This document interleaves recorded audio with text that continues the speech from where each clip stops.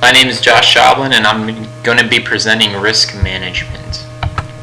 Every organization, whether it be an organization that's a nonprofit that is sole focusing on a charity or helping the world, or even the biggest conglomerates that, their focus is to really improve or increase stockholders' equity, they go through some form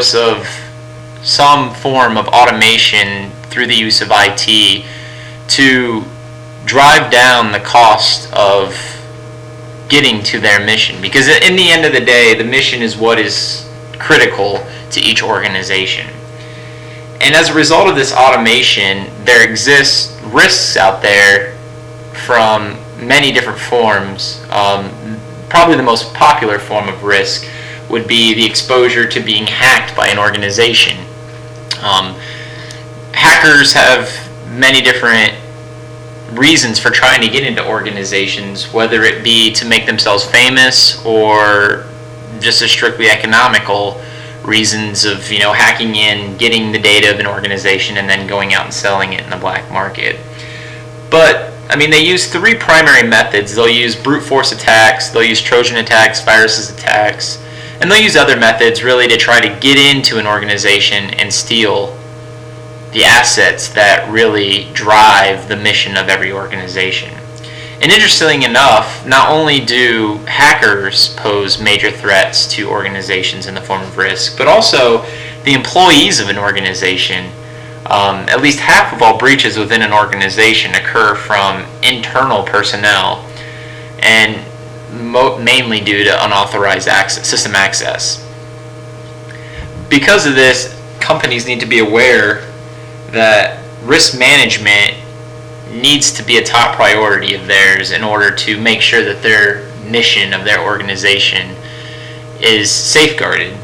And the National Institute of Standards and Technology defines risk management as a process of evaluating and assessing risk and mitigating IT-related risks. And the format for mitigating risk is twofold, really. You have to assess and identify risk, and then you have to mitigate risk. So the first step is risk assessment. Risk assessment really, by the NSIT, consists of several steps that you have to take in order to really assess the risk that exists, whether it be network-related risk, security risk from hackers, risk to not following any laws with accounting, or it depends on the organization or the specific function of an organization. So the NIST has several risk assessment procedures that should be followed. The first thing you have to do is you have to do system characterization. You have to figure out, the character of the system. You have to identify any threats. You have to figure out and identify vulnerabilities. You have to do control analysis. You have to determine the likelihood of the risk actually coming to fruition. You have to do impact analysis if that risk were to come to fruition. You have to determine the risk. You have to come up with recommendations for controlling the risk. And then at the very least, at the very end, you have to make sure all of this risk assessment is documented so that you can move on to the second phase. But once you do a risk assessment, you really have two main options. Do you, one, accept the level of risk, whether that be low, medium, or high? If it's acceptable risk level to you as an organization, you do nothing. And the second option is really, how do you mitigate that risk? And the second major step in risk management is risk mitigation. And the NTIST really describes risk mitigation as the prioritization, evaluating, and implementing the appropriate risk-reducing controls recommended from the risk assessment. So they recommend that you follow these steps: prioritizing actions, evaluating recommended control options, conduct cost-benefit analysis, select controls, assigning responsibilities, developing safeguard implementation plans, and implementing select controls. But with risk mitigation, mitigating all risk, it can be very costly, or in some situations almost impossible. So managers really have to take the necessary steps to come up with the most appropriate controls in mitigating any form of risk. And at the end of the day, managers need to follow the least cost approach to make sure that the cost analysis of mitigating the risk makes sense for the risk level that the exposure is being assessed at. And then risk management influence on IT. IT is kind of unique compared to most organizations just because, like I talked about before, the automated process that organizations utilize IT for gives them a lot of exposures to several different forms of risk. I mean, the main risk could be network security risk. It could be network security risk with hackers. I mean, every organization faces risk, but IT is one that, you know, they have exclusive risk to them. One of the main exclusive risks is vendor risk, that in many organizations, mainly today, to reduce cost, they do partnerships with different vendors to provide a lot of their IT support, whether that be infrastructure support through a company like HP or application development. And all of these relationships that IT organizations develop really have their own set of risks that IT as an organization needs to assess and manage.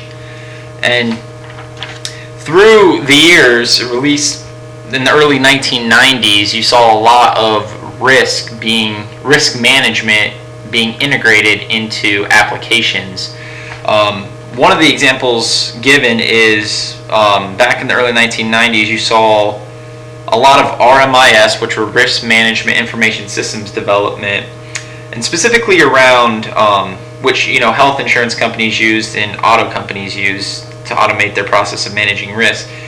But then you saw employee benefit information systems, which were EBIS systems, and then the trend from EBIS systems was really to embed risk management into those systems, and then you would get systems that were called ERIS, which were employee benefits and risk management information systems. And as this trend occurred, a lot of the Fortune 1000 companies really started jumping on the bandwagon. And then you get to what today a lot of larger software vendors are offering as a GRC solution, which is a governance, risk, and compliance organization. And Gartner, which a lot of organizations use when they do any type of software evaluation, they have what they call the Magic Quadrant, which you can see on the right-hand side. And this Magic Quadrant is I think the 2011 Magic Quadrant for GRC applications. So as you go to the right upper corner, you get what is considered the leaders group, and as you can see in that leaders group, Gartner has listed Open Pages, BWise, Thomson Reuters, Oracle, and Metric Systems. And Gartner has claimed, or one of the criterion for a GRC solution, or one of the 4 pillars of a GRC solution, is risk management.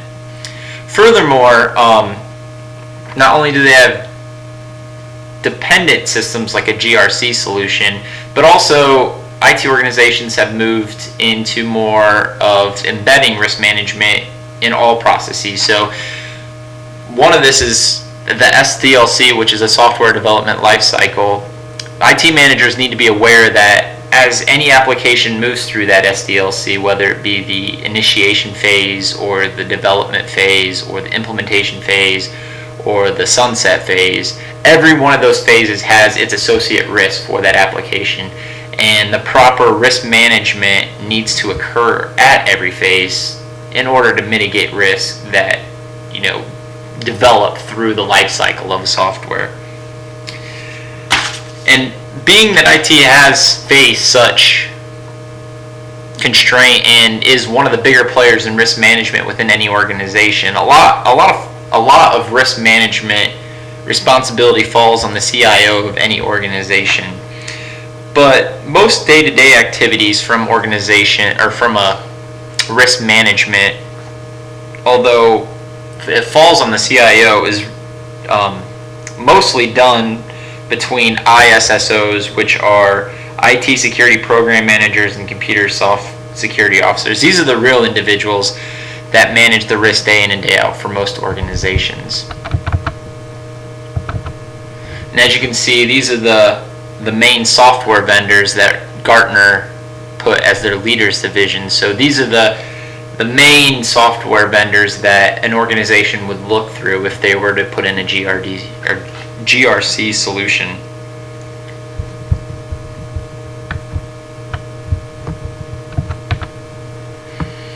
And risk management successes and failures. Really, when it comes to risk management successes, you rarely hear stories. You're never going to see on the front page an organization that had successful risk management. I mean, usually every organization on a daily basis has some form of successful risk management. It's never on the front of the page. In this scenario, no news is good news, really, what I think of risk management, because if you've done your job at the end of the day, you're not going to be on the front page.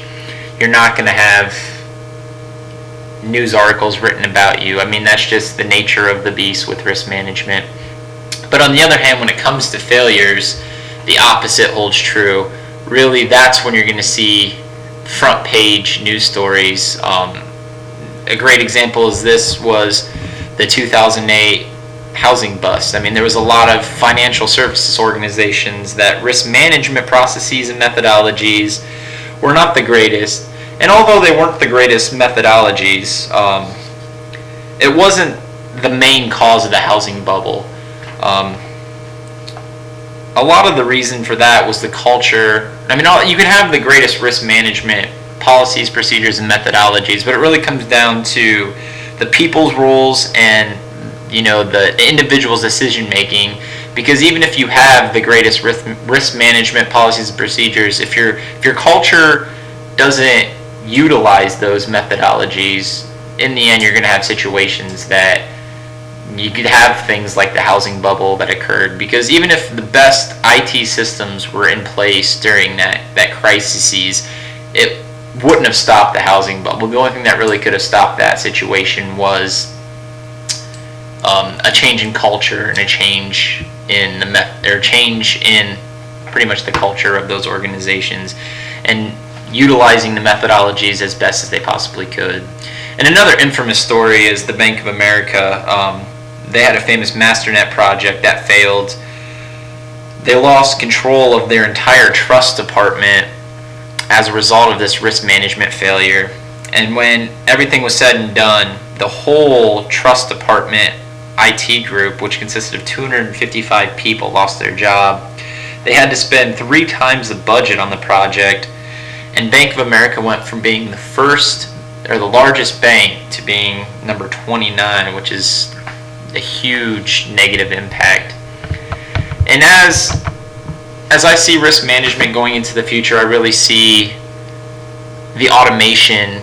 As you see more and more automation, the methodologies have been around for decades, and I think you're going to see more and more large software developers either embed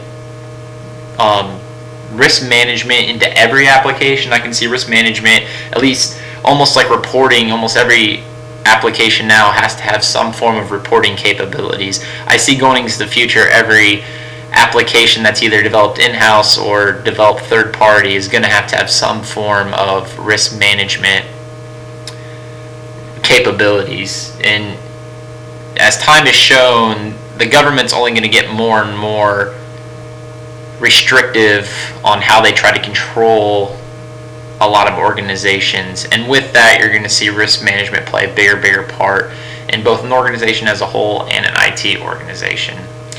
So in the future, risk management is not going away. It's only going to get bigger, and the managing of that risk is going to play a crucial part in how successful organizations are in the future.